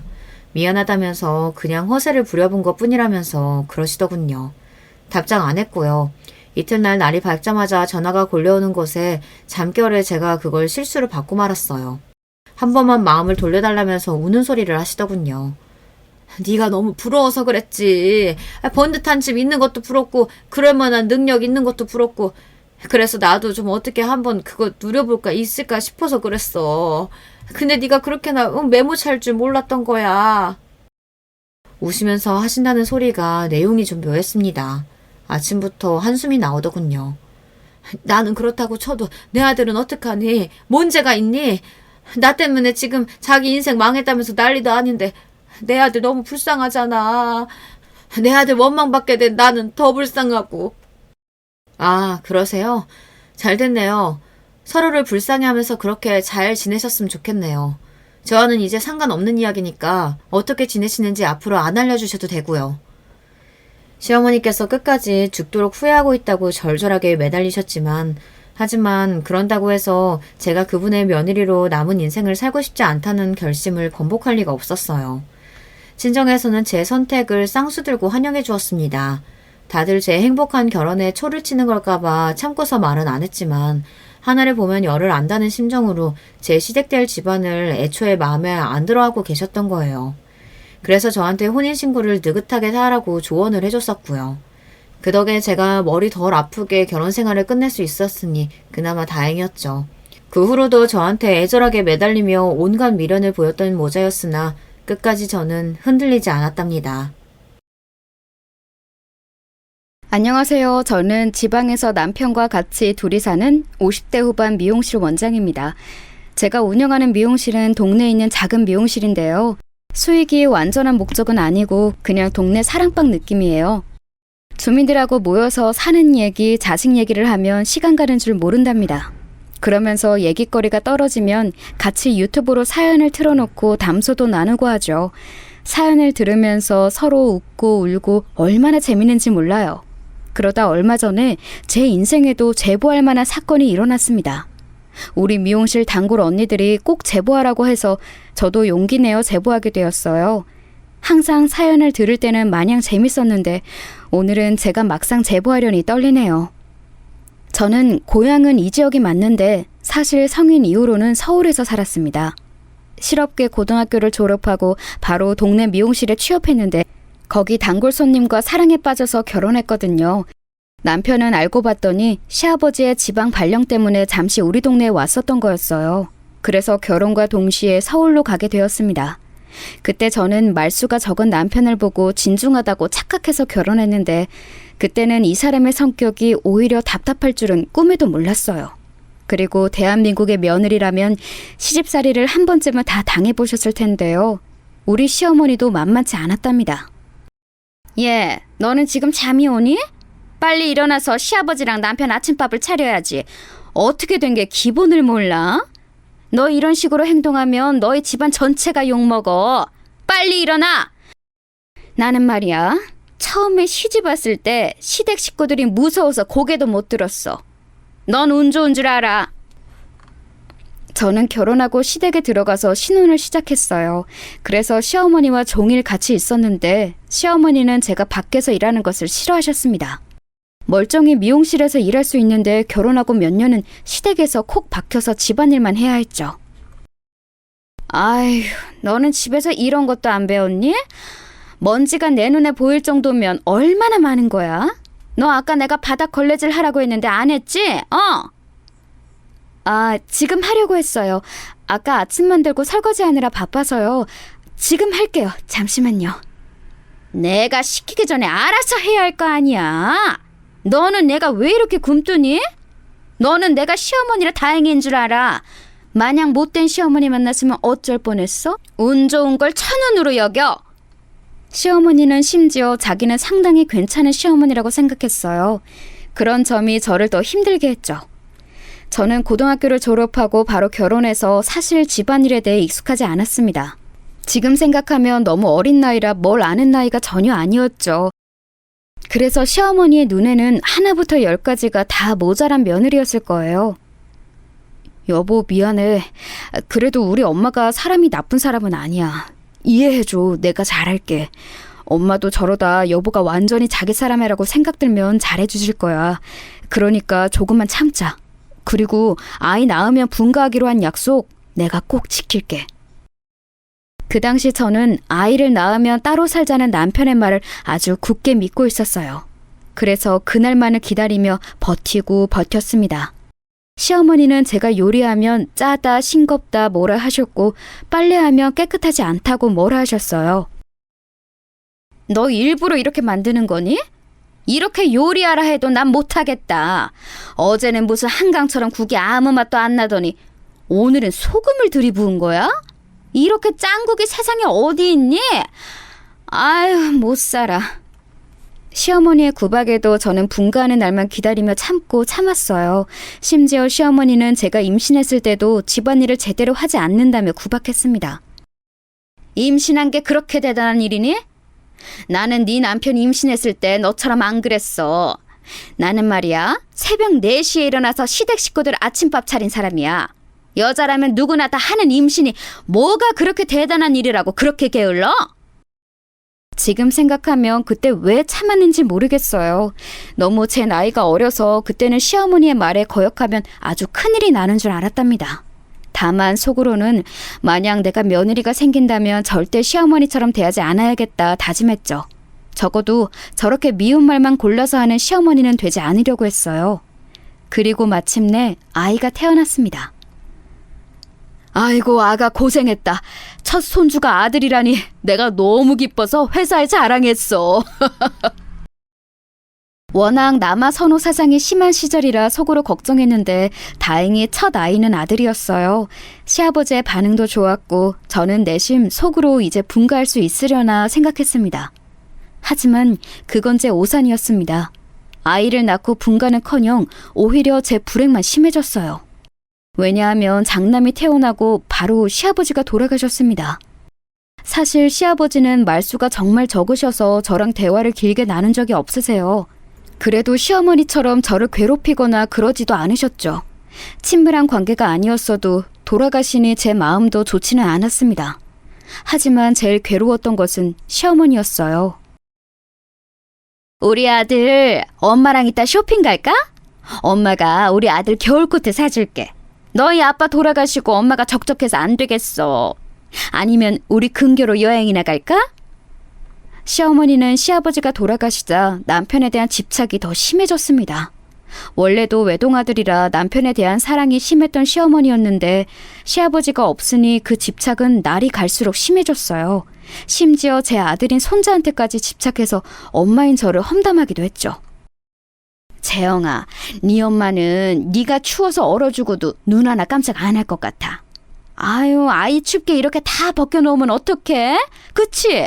아유, 내 새끼 우리 아들 닮아서 너무 예쁘네. 할머니가 옷 입혀줄게요. 어머니, 재영이 태열 때문에 일부러 벗긴 거예요. 아이들은 너무 덥게 입히면 오히려 건강에 좋지 않아요. 병원에서도 그렇게 말했어요. 지금 네가 날 가르치는 거야? 네 남편은 내가 이렇게 키우는데 전혀 문제 없었어. 만약 이게 문제 있는 행동이면 우리 아들이 저렇게 멀쩡하겠어? 시어머니는 육아 방식에 대해서도 사사건건 트집을 잡으셨어요. 그럴 때마다 저는 남편에게 분가 얘기를 꺼냈는데 남편의 반응은 좋지 않았습니다. 엄마가 지금 아버지 돌아가시고 너무 슬퍼하시니까 자기가 조금 이해해주면 안 될까? 아이가 조금 크면 그때 분가하자. 지금 그래도 엄마가 우리 육아 많이 도와주시잖아. 어머님이 진짜 육아를 많이 도와주신다고 생각해? 자기야, 나 힘들어. 언제까지 이렇게 살아야 해? 그리고 분명히 결혼하기 전에는 시부모님 모시고 살 일 없다고 자기가 말했잖아. 나 똑똑히 기억하고 있어. 미안해. 세상 일이라는 게 우리 뜻대로 다 되는 거는 아니잖아. 내가 돈 많이 벌어서 자기 행복하게 해줄게. 나는 그래도 자기 사랑해. 아니, 분가하자는 얘기를 꺼내는데 무슨 소리를 하는 거야? 매번 뜬구름 잡는 소리 좀 그만해, 이 답답아. 남편의 우유부단하고 싫은 소리를 절대 못하는 성격은 정말 힘들었어요. 이런 남편은 이때 유독 저를 힘들게 했는데 무려 이 중요한 시기에 도박에 손을 대서 직장을 잃기도 했답니다. 세상이 저를 유독 괴롭히는 기분도 들고 너무 억울해서 저는 화병도 생겼어요. 그러나 위기를 기회로 활용하겠다고 저는 그런 남편 보고 집에 있으라고 하고 나가서 일하기 시작했습니다. 원래 미용실에서 일했으니 동네 미용실에서 일하는 것은 오히려 탈출구라고 느껴졌어요. 아유, 지영이, 너는 어쩜 새댁이 그렇게 싹싹해? 시어머니가 너무 좋아하시겠어. 안 그래도 그쪽 아버님 돌아가시고 외로워하지 않아? 우리 며느리도 지영이 같으면 얼마나 좋을까? 저는 집에 있는 것보다 이렇게 밖에 나와서 일하는 게 훨씬 좋아요. 할 수만 있다면 쉬는 날에도 일하고 싶다니까요. 그렇지. 원래 시어머니는 될 수 있으면 덜 봐야 좋은 거야. 나는 그래서 시어머니 죽고 나서 내 인생에 전성기가 왔다고 말하고 다니잖아. 손님들과 얘기하다 보면 시간 가는 줄 몰랐어요. 말 그대로 숨통이 트이는 기분이 들었습니다. 시어머니가 워낙 제가 밖에서 일하는 것을 싫어하셨지만 남편이 도박 때문에 직장도 잃었고 시아버지가 돌아가셔서 수입이 없으니 싫어도 크게 반대할 수가 없는 상황이었어요. 그 뒤로는 저도 시어머니께 할 말이 생기면 다 하게 되었습니다. 재영이 유치원에 일하는 엄마가 되게 적다고 하더라. 아무래도 엄마가 밖에서 일하면 애들 정서에 좋지 않아. 너도 적당히 일하고 집에서 남편 챙기고 아이도 돌보고 그래야지. 언제까지 그렇게 밖에서 일할래? 저도 밖에서 일하는 거 힘들어요. 그런데 어떡해요? 제가 밖에서 일 안 하면 당장 저희 무슨 돈으로 살아요? 저도 재영이 친구 성진이네 아빠처럼 돈 잘 버는 남편 있으면 일 안 해도 좋고 얼마나 좋겠어요. 뭐? 지금 우리 아들 돈 못 번다고 눈치 주는 거야? 왜 잘난 우리 아들 기를 죽여? 사람이 살다 보면 이런 일도 있고 저런 일도 생기는 거야. 누가 보면 너가 뭐 변호사라도 되는 줄 알겠다. 아휴. 어머니, 왜 화를 내고 그러세요? 저는 그냥 사실을 말한 거잖아요. 기분 나쁘셨으면 죄송해요. 그런 의도 전혀 아니었어요. 저 그럼 출근할게요. 매번 당하기만 하다 저렇게 시어머니에게 대꾸하고 집을 나설 때는 기분이 너무 짜릿했어요. 이 맛에 돈을 버는 거라고 깨닫기도 했죠. 문제는 제가 그렇게 밖에서 일하니까 남편은 직장을 굳이 가지지 않았다는 점이에요. 어디 취직하면 금방 그만두고 또 취직하면 그만두고 이런 일을 반복했습니다. 당신 또 그만뒀다며? 내가 왜 당신 회사 그만둔 것을 당신도 아니고 어머님도 아니고 미용실 손님한테 들어야 해? 나 진짜 너무 속이 터져서 그래. 분가는 무슨 이제 됐고 일자리나 좀 구해. 내 인생. 미안해. 그래도 내가 재영이 유치원 학부모 설명회나 상담은 열심히 다니고 있어. 자기야, 내가 집안일도 더 열심히 할게. 남편은 능력은 없어도 사람 하나는 착했어요. 제가 아무리 뭐라 해도 발끈하거나 그런 모습은 없었죠. 만약 저한테 도리어 뭐라 하는 성격이었으면 저는 저때 이혼했을 거예요. 또 조용하고 세심한 성격이라 육아도 많이 도와주었죠. 그런 남편의 모습에 저는 딸도 한 명 더 낳아서 아이들이 2명이나 생기게 되었습니다. 우리 집은 아내가 밖에 나가 일하고 남편이 집에서 집안일을 하는 그런 모습이었죠. 지금은 이런 집이 많다고 하던데 사실 저 시절엔 그게 흔하지는 않았어요. 그래서 시어머니는 자격지심에 저한테 뭐라 하기도 했는데 돈 버는 사람이 저니까 예전처럼 당하고만 있지 않았죠. 아무튼 그렇게 제가 실질적인 가장이 되어 사는 도중 갑자기 어느 날 원장님이 저를 부르셨어요. 지영아, 내가 이제 건강이 좋지 않아서 미용실을 닫으려고 해. 그래서 그런데 아예 미용실 영업을 종료하기보단 네가 원장 자리를 이어서 운영하는 거는 어떠니?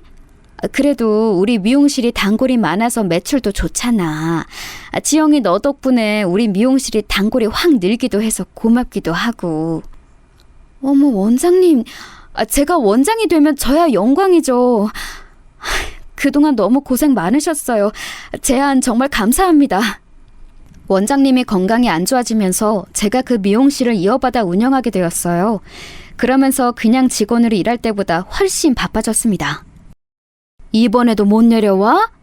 저번 설에도 바쁘다고 못 왔잖아. 우리 딸 얼굴을 이렇게 못 보니까 엄마랑 아빠 속이 타. 일하느라 그런 거라 이해는 하는데 속상한 건 어쩔 수가 없네. 내 새끼 얼굴도 못 보고 엄마가 너 온다고 요리도 많이 했는데. 미안해. 나도 문 닫고 가려고 했는데 미용실이 명절 때 이상하게도 바쁘더라고. 내가 대신 명절 대목 지나면 남편이랑 애들 데리고 꼭 내려갈게. 나도 엄마랑 아빠 당연히 보고 싶지. 언니랑 형부도 못 본 지 오래됐는데. 너 미용실하고 얼굴 너무 못 빼서 우리 딸 얼굴 엄마가 다 까먹겠다. 아니면 엄마랑 아빠가 보러 올라갈게. 원래 아쉬운 사람이 우물 파는 거야. 너 좋아하는 참조림이랑 밑반찬 만들어서 갈게. 아유, 아니야. 거기서 서울까지 언제 올라오려고. 됐어. 내가 진짜 꼭 내려갈 테니까 걱정하지 마. 엄마, 나 손님 왔다. 이따 또 전화할게. 미안해. 미용실에 일이 바빠지며 친정에도 잘 내려가지 못했어요. 실제로 거리가 멀어 안 그래도 친정은 명절 때나 되어야 내려갔는데 원장이 되니까 책임감이 생겨 더 내려가지 못했죠. 부모님도 그립고 제 고향이 그리워서 언제는 혼자 미용실에서 일하다 울기도 했답니다. 남들은 남편 하나 잘 만나서 평생 행복하게 고생이라고는 전혀 모르고 사는 사람도 많던데 제 인생은 왜 이런가 싶었죠.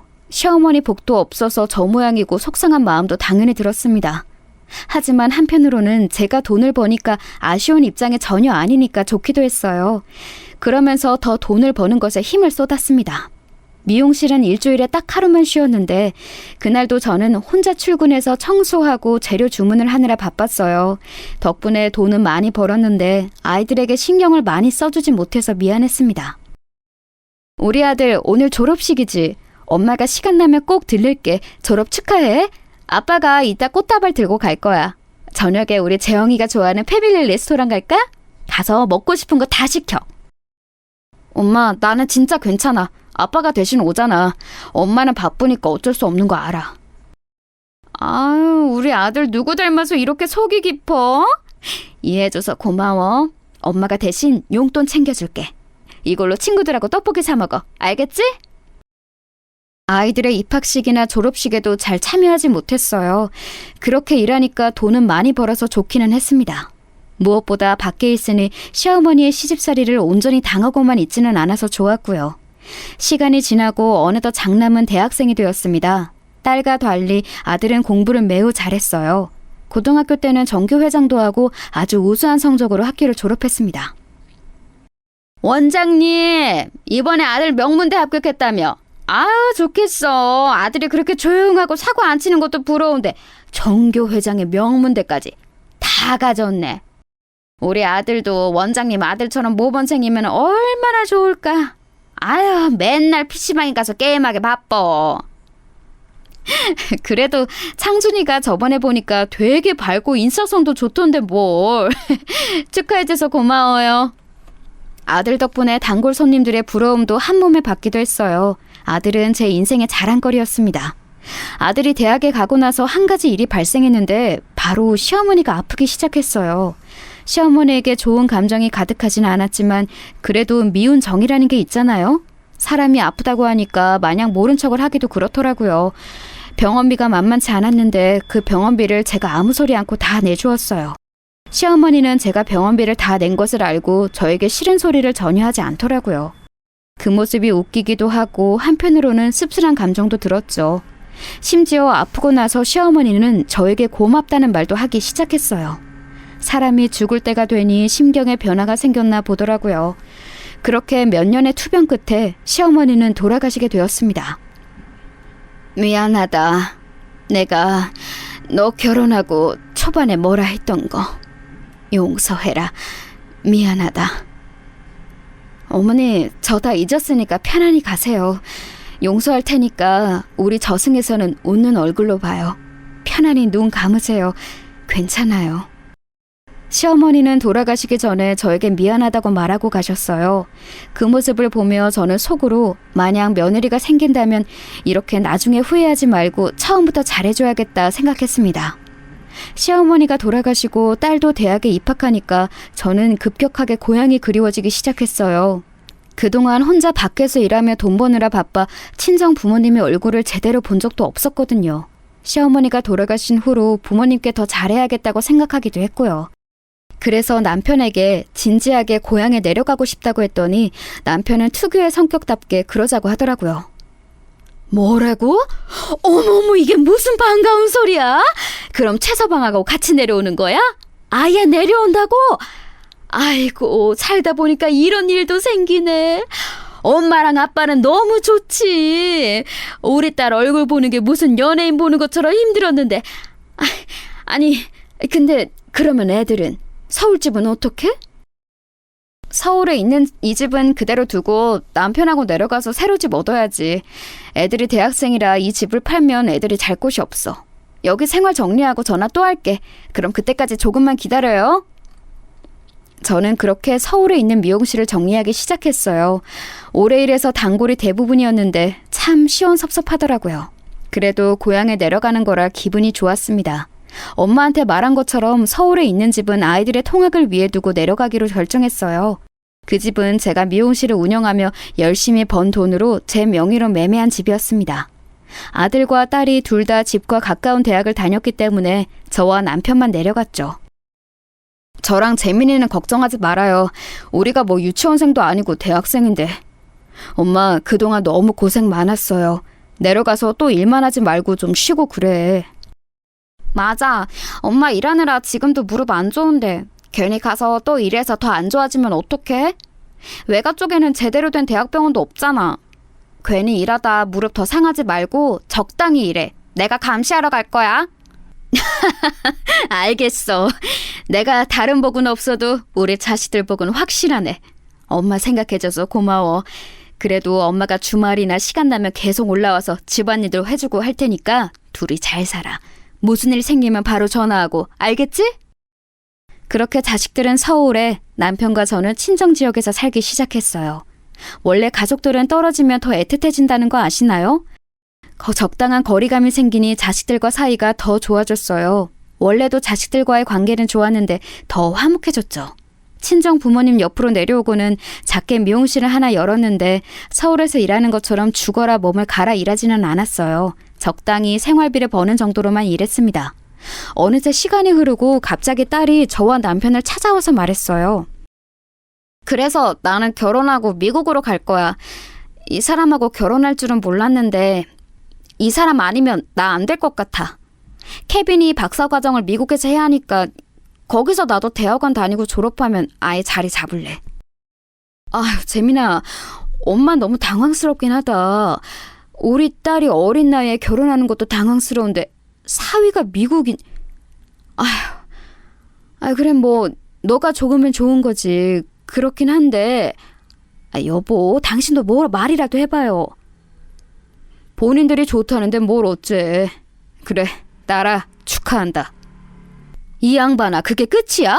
애지중지 키운 딸이 미국 가서 아예 자리 잡고 산다는데 말이 그게 다야? 아휴. 엄마 왜 그래? 아빠 성격 엄마도 알면서. 어쨌든 그럼 다음에 올 때는 케빈도 데리고 올게요. 마침 외할아버지랑 외할머니도 한 번에 보여주면 되겠다. 딸의 남자친구가 미국인이라는 것은 저도 아는 사실이었어요. 그런데 그 미국인과 미국에서 결혼해서 살 거라는 것은 사실 상상하지 않았거든요. 남편의 말대로 본인들이 좋다는데 말릴 수도 없었죠. 그래서 아들보다 딸이 더 먼저 결혼하게 되었답니다. 그러면서 서울에 있는 집은 아들이 혼자 살게 되었어요. 그런데 그 집은 원래 우리가 시어머니를 모시고 살던 집이라 50평대였어요. 아들이 혼자 살기엔 관리하기도 힘들고 너무 넓었죠. 그래서 평수를 줄이고 대신 더 입지가 좋은 곳에 제 명의로 새로 집을 얻어주었습니다. 딸은 결혼해서 미국으로 갔고 아들은 서울에서 누구나 들으면 아는 좋은 대기업에 취업했어요. 힘들게 살았더니 자식들이 이렇게 알아서 잘 커서 고마운 마음이 들었습니다. 친정 옆으로 오니까 마음이 훨씬 편해져서 제 인생은 이렇게 평탄하게 흘러갈 줄 알았어요. 그런데 그건 제 착각이었습니다. 그러면 이번 주말에 여자친구 데리고 내려갈게요. 여자친구가 부담될 수 있으니까 이번에는 엄마랑 아빠만 보고 올라갈게요. 그래. 혹시 못 먹는 음식 있으면 미리 알려줘. 엄마가 직접 요리해서 대접하고 싶어서 그래. 그럼 7시까지 천천히 와. 혹시라도 무슨 일 생기면 알려주고. 그럼 토요일에 보자. 몇 년 뒤에 아들이 결혼할 여자를 데려왔어요. 며느리는 아들과 비교해서 조건이 매우 좋지 않았어요. 명문대를 나와 대기업을 다니는 아들과 달리 며느리는 대학도 졸업하지 않았습니다. 어디서 만났나 물어봤더니 며느리가 아들을 보고 반해 몇 년을 쫓아다녔다고 하더라고요. 제가 미용실을 20년 넘게 운영하니까 사람 보는 눈이 생겼어요. 그런데 이런 말을 하기 좀 그런데 며느리는 첫인상부터 좋지 않았습니다. 제가 워낙 신혼 때 시어머니에게 시집살이를 당해서 저는 며느리가 생기면 잘해주려고 했어요. 그런데 그런 제 마음과 달리 며느리는 처음 인사 올 때부터 태도가 별로였습니다. 인사를 온다길래 남편과 같이 시장에 가서 장을 보고 심지어 미용실 문까지 닫고 요리해서 기다렸는데 입맛에 맞지 않다고 음식을 입에도 대지 않더라고요. 듣기로 고기를 좋아한다 해서 돼지랑 닭이랑 오리를 준비했는데 입맛에 맞지 않나 보다. 그럼 소는 먹나? 소고기 지금 사올까? 아니에요. 제가 원래 조금 까다로워서 괜찮아요. 먹을 게 별로 없네. 잔뜩 준비한 음식은 며느리의 입맛에 안 맞았는지 깨작거리더라고요. 사실 제가 요리를 잘하는 편은 아니라 친정엄마가 대부분 도와줬는데 엄마는 지역에서 유명한 식당을 운영하고 있었어요. 다른 지역에서 와서 먹을 만큼 유명한 식당이고 엄마의 요리 솜씨는 워낙 뛰어났거든요. 그래서 어릴 때 친구들이 저를 부러워했죠. 그런데 며느리는 입맛에 맞지 않다고 밥을 반도 먹지 않았어요. 그 모습을 보고 당황하기도 하고 민망하기도 하더라고요. 하지만 사람 입맛이란 게 다 다르니까 인정하고 넘어갔죠. 그런데 그건 시작이었어요. 그런데 너희 며느리는 뭐 해오는 게 아무것도 없네? 집도 이미 있고 가구도 있으니까 뭐 예물이라도 해야 하는 거 아니야? 그냥 진짜 몸 하나만 오는 거야? 집이 넉넉한 편은 아닌 것 같더라고. 다행히 우리가 돈이 없지는 않으니까 한쪽이라도 있는 게 어디야. 괜찮아. 너는 참 속도 좋다. 사실 너희 며느리가 재영이에 비하면 뭐가 잘났어? 외모도 능력도 집안도 다 네 아들이 우월하잖아. 뭐가 부족해서 그런 사람하고 결혼을 시켜? 아유, 언니, 아들이 좋다잖아. 어떡해? 나는 그리고 쟤네 결혼에 크게 신경 쓰고 싶지 않아. 본인들이 좋으면 된 거지. 나 신혼 때 시어머니한테 시집살이 당했던 거 알지? 그때 생각하면 그냥 미워도 눈 감고 넘어가고 싶어. 실제로 저는 며느리가 마음에 들지 않아도 뭐라 하고 싶지 않았어요. 하도 시어머니한테 당했던 기억이 커서 오히려 뭐든 해주고 싶었죠. 그래서 결혼할 때 며느리가 예단을 다 생략하고 정말 몸 하나만 와도 한마디도 하지 않았습니다. 아들, 그냥 네가 사는 집은 너 명의라고 해. 그리고 결혼식장이나 드레스 같은 거 선택할 때도 돈 생각하지 말고 하고 싶은 거 다 해. 엄마가 돈 낼 테니까 네가 내는 거라고 하고, 알겠지? 며느리한테는 비밀이다. 엄마 항상 고마워요. 엄마는 어릴 때부터 내 인생의 슈퍼맨 같아. 엄마 없었으면 내가 어떻게 살았겠어. 말이라도 그렇게 해줘서 고맙다. 며느리한테 굳이 우리 엄마가 해줬다고 이러지 말고 그냥 네가 내는 것처럼 행동해. 며느리에게 잘해주고 싶은 마음에 저는 아들에게 오히려 알리지 말라고 할 정도였어요. 며느리는 모르겠지만 제가 신혼여행 비용까지 내주었습니다.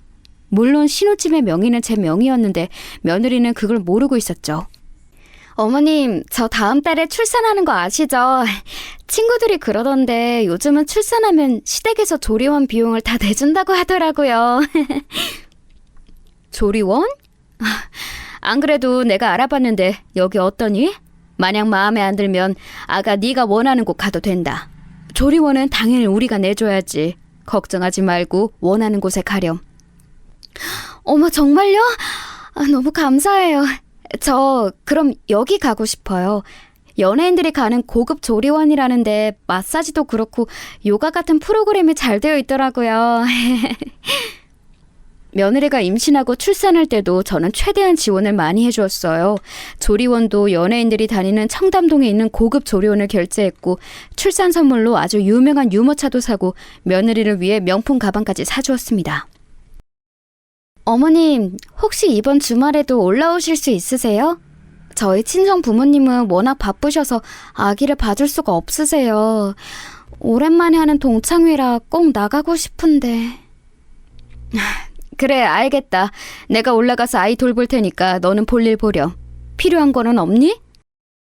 심지어 저는 며느리가 부탁하면 서울까지 가서 아이를 돌봐주기도 했습니다. 물론 돈은 따로 받지 않았어요. 싫은 소리도 하지 않고 며느리가 해달라는 것을 다 해주었습니다. 무릎도 안 좋은데 서울까지 가서 아이를 돌보는 거야? 용돈은 받고 있는 거지? 괜찮아. 내가 좋아서 하는 거야. 언니도 손자 있어서 알잖아. 보기만 해도 예뻐.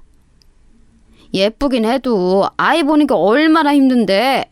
요즘 황혼 육아 때문에 문제가 많던데 가까이에 있을 줄은 몰랐네. 네가 항상 우선이 되어야 해. 며느리한테 너무 잘해주지 마. 그러다 그거 나중에 버릇된다? 아니, 이미 며느리한테 너는 호구가 되고도 남았지. 주변에서 오히려 며느리를 뭐라 할 정도였죠. 그래도 저는 괜찮았어요. 이렇게라도 제가 며느리에게 도움이 된다면 좋았죠. 아들이 워낙 일이 바쁘니까 저라도 며느리를 챙기고 싶었거든요. 그 과정에서 며느리는 나중에는 본인이 힘들다며 아이를 아예 남편과 제가 사는 집에 맡기고 놀러 다니기도 했습니다. 남편은 원래 싫은 소리를 못하는 성격이고 저도 꾹 참고 받아주니 나중에는 며느리의 행동이 선을 넘기 시작했어요. 어머님, 요즘 영어가 많이 중요하잖아요. 마침 아가씨가 미국에 있으니까 우리 지원이 미국에 보내고 싶은데 어떻게 안 될까요? 초등학교를 미국에서 나오면 어릴 때 가는 거라 평생 영어로 먹고 살 수 있다고 하더라고요. 아예 지원이를 미국에 보낸다고? 그럼 너랑 아들은 한국에 남고? 네, 아가씨가 미국에 있으니까 괜찮지 않을까요? 지원이 유치원 선생님이 지원이가 영어에 재능이 있다고 하더라고요. 재능 있는데 한국에서 키우는 것도 아이한테 못할 짓 같아서요. 어머님이 말씀 잘해주세요. 심지어 며느리는 손자를 미국에 보내고 싶어 했어요. 사실 해외에 가족이 있는 분들은 아실 텐데 오히려 가까울수록 이런 부탁을 하기가 조심스러워요. 며느리의 부탁에 딸에게 얘기를 꺼냈는데 딸은 달가워하지 않았습니다. 그도 당연한 것이 딸과 사위는 미국에서 박사과정을 밟고 있었고 일부러 자식도 안 가지고 있었거든요. 그런데 조카가 와서 같이 생활하면 누가 좋아하겠어요? 대신 엄마가 너의 생활비는 부족하지 않게 챙겨줄게. 그러니까 돈 걱정은 하지 말고 네가 원하는 거 다 먹고 가지면서 살아. 이걸로 새언니나 오빠한테 뭐라 하지는 말고, 응? 엄마, 엄마 부탁이니까 그렇게 하긴 할게. 그런데 새언니도 참 너무하긴 해. 뭐라 할 생각은 없지만 엄마가 처음으로 나한테 부탁하는 거라 들어주긴 할 건데 어떻게 자기 어린 자식을 이렇게 무책임하게 다른 나라에 혼자 보내? 애 생각은 안 한대? 지원이가 영어에 재능이 있대. 그 사위랑 지금 사는 집보다 넓은 곳으로 가. 엄마가 적금 이번 달에 만료되니까 그거 보내줄게. 지원이한테 드는 돈 부족하면 언제든지 말해. 알겠지? 실제로 손자를 미국에 보내면서 저는 예전에 죽어라 일해서 들어놓은 적금까지 딸에게 주었어요. 혹시 모를 이런 경우를 대비해 들어놓은 적금이었죠. 결국 며느리가 원하는 대로 손자를 미국까지 보낼 정도로 저는 며느리가 원하는 것을 다 들어주었습니다. 이런 행동은 시어머니처럼 행동하지 말아야겠다는 마음과 동시에 워낙 자식들을 키우며 제가 바빴잖아요. 그래서 그때 들었던 미안한 마음을 만회하고 싶은 마음도 있었어요. 해줄 수 있는 것은 다 해주었습니다. 어머니, 제가 몸이 안 좋아서 이번 명절에는 못 갈 것 같아요. 남편도 바쁜 것 같고 이번에는 서울에서 조금 쉴게요. 그러니? 알겠다. 힘들면 집에서 푹 쉬고 시간 나면 내려오렴. 건강 잘 챙기고. 그래. 며느리는 심지어 얼굴도 잘 비추지 않았어요. 저처럼 일하느라 못 가는 상황도 아니었으니 저도 사람인지라 서운한 마음이 들었습니다. 하지만 저 때까지는 절대 티를 내지 않았죠. 그러다 사건이 발생하게 되었어요. 바로 그 사건이 오늘 제가 제보한 사연의 핵심입니다. 제가 미용 일을 하느라 종일 서 있어서 무릎이 안 좋은 상태였어요. 그만큼 돈은 많이 벌었지만 고질병으로 어깨도 안 좋고 몸이 성한 곳이 없었습니다. 그러다 어느 날 도저히 서 있을 수가 없을 정도로 무릎이 아프더라고요. 동네에 있는 정형외과와 한의원을 가도 큰 대학병원을 가라는 말을 할 정도로 무릎이 많이 상한 상태였습니다. 남편과 같이 서울에 가서 검사했더니 수술을 하라고 하더라고요. 수술하고 바로 움직이시면 안 돼요. 서울에 아는 분 없으세요? 수술하고 바로 지방에 내려가는 것보다 경과도 지켜봐야 하고 한 달은 머무르셔야 해요. 수술이 한 번에 끝나는 것도 아니라 거처를 알아보시고 오시는 게 좋을 겁니다. 의사는 서울에서 머무르는 것을 추천하더라고요. 무릎이 평생 안 좋기도 했고 이번 시기를 놓치면 어쩌면 못 걸을 수도 있다는 말에 저는 수술을 결정했습니다. 엄마, 그러면 우리 집에서 지내세요. 어차피 지원이도 미국에 갔고 저랑 아내만 집에 있잖아요.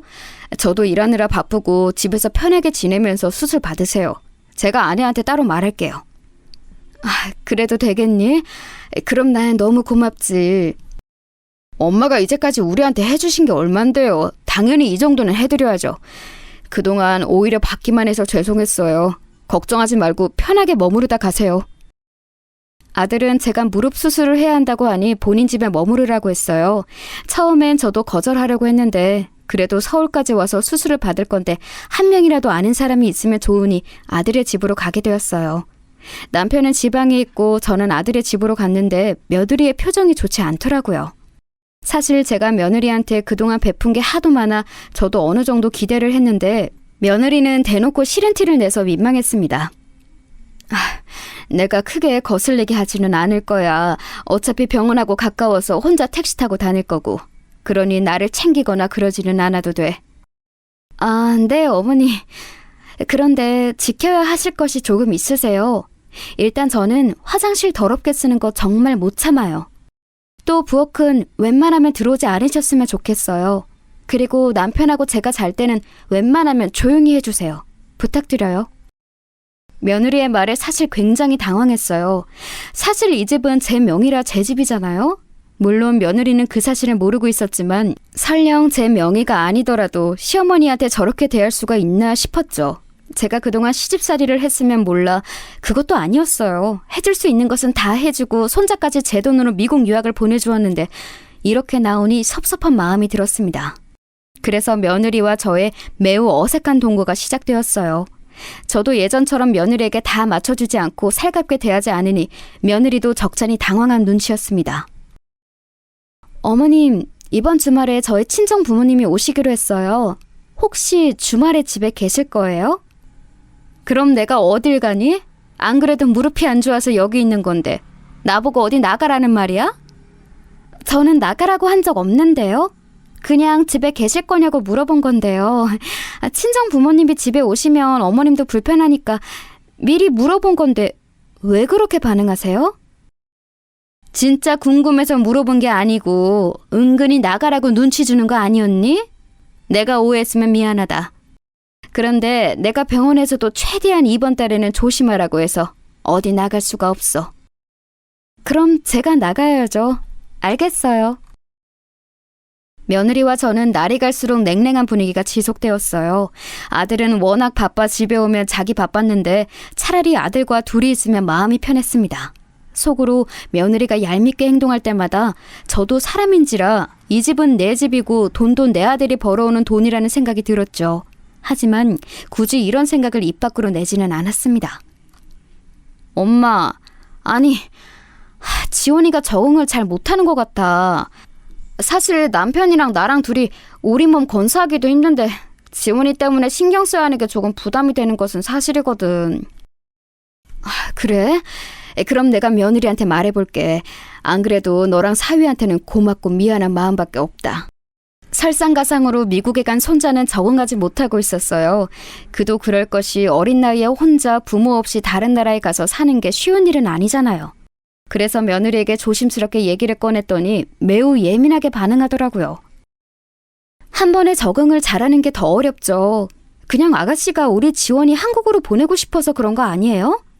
지원이가 저랑 얘기할 때는 적응 잘하는 것처럼 얘기하던데요? 아무래도 엄마한테 직접적으로 말하기는 힘들 수도 있지. 아이가 혼자 미국에서 엄마 없이 생활하는 게 쉬운 일은 아니잖니. 혼자 힘들어할 수도 있단다. 그러면 지원이 다시 한국으로 부르자는 말씀이세요? 그럴 거면 처음부터 미국에 보내라고 하지 말지 그러셨어요. 겨우 가서 적응하려고 하니까 다시 데리고 오고 아이 정서에도 좋지 않아요. 일부러 그러는 게 아니고 지원이 때문에 딸하고 사이가 불편하니까. 아휴, 알겠다. 며느리가 너무 예민하게 반응해서 결국 손자는 미국에 그대로 머무르게 되었습니다. 이 사건 이후로 며느리는 더 저에게 쌀쌀맞게 대하기 시작했어요. 그러다 사건이 하나 발생했는데 제가 무릎 수술을 무사히 마치고 집에 내려갈 준비를 할 때였어요. 마침 수술의 경과가 좋아 약속한 한 달이 지나자 바로 내려가게 될 정도로 상태가 좋은 편이었죠. 남편에게 사실을 알리고 집에 갈 생각에 기분이 좋았는데 며느리가 어느 날 아침에 저를 거실로 부르더니 기가 막힌 얘기를 시작했습니다. 어머니, 이번 주말에 내려가시죠. 그동안 고생하셨어요. 이거는 어머니가 우리 집에 한 달간 계실 동안 쓰셨던 내역이에요. 간병비랑 생활비, 기타 등등 다 합쳐서 저한테 1,000만 원 주시면 돼요. 뭐? 이게 뭐니? 설명을 자세히 해봐. 지금 나한테 1,000만 원을 너한테 주라는 말이야? 제가 그동안 어머님 집에 계실 때 청소랑 빨래도 배로 하고 요리도 더 하고 쓴 시간과 돈을 계산해봤어요. 그랬더니 이 정도 나오더라고요. 사실 돈이 더 들었을 텐데 그래도 어머님이니까 1,000만 원으로 계산할게요. 순간 저는 피가 식는 기분이 들었습니다. 그동안 며느리가 아들과 결혼하고 제가 며느리에게 선물을 준 돈만 해도 1,000만 원보다 훨씬 많은 돈이 들어갔거든요. 당장 며느리가 사는 이 집만 해도 제 명이었죠. 이 밖에도 며느리 생일이라고 주었던 명품 가방이나 각종 용돈, 그리고 손자 유학비까지 생각하니 괘씸해서 열이 오르기 시작했습니다. 사람이 참으니까 호구로 봐도 너무 심한 호구로 보더라고요. 이게 진짜 참으니까 내가 호구로 보여? 1,000만 원? 내가 그동안 너한테 준 돈이 얼만데 이걸 나한테 요구해? 네가 지금 제정신이니? 제정신 맞고요. 어머님이 머무르면서 제가 쓴 시간과 돈은요? 저도 할 만큼 했잖아요. 그리고 그렇게 받는 것을 원하면서 주신 건 줄은 몰랐네요. 그렇게 따지면 이 집은 내 명이야. 너 내 집에서 당장 나가. 그동안 참고 참았는데 해도 너무하네. 청구서? 이게 무슨 망언이야? 너 딱 기다려. 내가 결혼하고 쓴 돈들 다 청구할 거야. 네? 지금 뭐라고 하셨어요? 이 집이 어머님 명의라고요? 일부러 아들한테 알리지 말라고 했는데 네가 괘씸하게 이렇게 나올 줄은 몰랐지. 이건 내 집이야. 1,000만 원이 아니고 너는 나한테 몇 억을 줘야 해. 지금 줄 거 아니면 당장 나가. 경찰에 신고해서 주거 침입죄로 쫓겨나기 싫으면 당장 나가. 며느리는 믿을 수 없다는 표정을 지었어요. 경악한 표정으로 다급하게 아들에게 전화를 걸더라고요. 저는 순간 욱하는 마음에 온몸이 부들부들 떨리기 시작했죠. 아들과 전화를 끊은 며느리는 굉장히 당황한 얼굴이더라고요. 청구서? 너 말 잘했다. 그러면 네 아들 미국 유학하며 쓴 돈 얼만지 알아? 그거랑 네가 내 집에서 산 기간의 금액, 또 내가 너한테 준 명품 가방과 각종 용돈들 다 청구할 테니까 그렇게 알아. 어머님, 죄송해요. 제가 잘못 생각했어요. 그냥 제가 잘못 생각했던 거예요. 죄송해요. 며느리는 급기야 울며 저에게 빌기 시작했어요. 저는 아랑곳하지 않고 아들에게 전화해서 상황을 알렸습니다. 내가 내 집에서 머무르는 것도 이렇게 눈치를 봐야 하는 거니? 한 달 집에 있었다고 나한테 청구서를 내미는 미친 며느리를. 나는 둘 생각 없다. 너도 짐 싸서 오늘 안에 네 아내 데리고 나가. 미국에 있는 네 아들도 한국으로 보낼 테니까 알아서 해라. 어머님, 죄송해요. 제가 잘못했어요. 아들에게 전화해서 따지니 며느리는 제 바지가랑이를 붙잡고 빌기 시작했어요. 저는 그런 며느리가 꼴도 보기 싫더라고요. 며느리를 이끌고 대문 밖으로 끌고 나갔어요. 엄마, 제가 죄송해요. 저도 아내가 저렇게 엄마한테 미친 짓을 할 줄은 몰랐어요. 죄송해요. 제 앞에서는 항상 엄마한테 잘하는 척 연기해서 이렇게 행동할 줄은 전혀 몰랐어요. 아들도 전화로 저한테 계속 죄송하다고 하고 며느리는 문 밖에서 한참을 죄송하다고 하더라고요. 그렇게 저는 아들이 퇴근할 때까지 며느리를 집에 들어오지 못하게 막았습니다. 퇴근한 아들과 들어온 며느리는 저에게 무릎 꿇고 사정하기 시작했어요. 당신 제정신이야? 우리 엄마가 그동안 당신한테 해준 게 얼만데 사람이 이래도 되는 거야? 나는 당신이 이런 사람인 줄 몰랐어. 이럴 거면 이혼해! 아니야, 내가 잘못했어. 어머님, 제가 죄송해요. 제가 다 잘못했어요. 저 다시는 안 그럴게요. 한 번만 봐주세요. 그동안 내 앞에서는 그렇게 우리 엄마한테 잘하는 척 하더니 그게 다 가식이었다는 거잖아. 나 소름 끼쳐. 어떻게 이럴 수가 있어? 여보, 진짜 오해야. 어머님, 제가 진짜 잘못했어요. 저 이혼당하면 못 살아요. 제발 봐주세요. 어머님, 제발요. 아들이 이혼하자는 얘기를 꺼내자 며느리는 더 납작 엎드려서 빌기 시작했습니다. 마음 같아서는 그대로 이혼시키고 제가 며느리에게 베푼 돈을 다 받고 싶었어요. 하지만 아들을 보니 마음이 또 약해지더라고요. 그리고 무엇보다 손자가 걸리더라고요. 미국에서 공부하느라 정신없을 텐데 부모가 이혼하면 어쩌겠어요. 결국 지금은 이혼 상태는 아닌데 며느리가 한 번만 더 선을 넘으면 언제든 이혼하기로 한 상태입니다. 그 이후로 며느리는 꼬박꼬박 저에게 전화도 하고 바쁘다는 핑계로 오지 않던 우리 집도 자주 찾아오고 있어요. 어머님, 제가 어머님 좋아하시는 홍시 사왔는데 드셔보시겠어요? 그리고 이건 백화점에서 산 홍삼이에요. 어머님 기록 약해지시면 안 되니까. 예전처럼 제가 살갑게 굴지 않으니 똥 마려운 강아지처럼 눈치를 보는데 아직은 그걸 저도 즐기고 있답니다. 여기까지가 제가 준비한 사연인데요. 재밌게 들으셨나요? 저는 너무 통쾌하고 그동안 참았던 괘씸함이 다 해소되어 얼마나 즐거운지 모릅니다. 며느리가 제 신경을 거슬리면 바로 그때 이혼시키려고 해요. 여러분, 제 사연 들어주셔서 감사합니다. 다들 저처럼 참지 말고 사시길 바랄게요.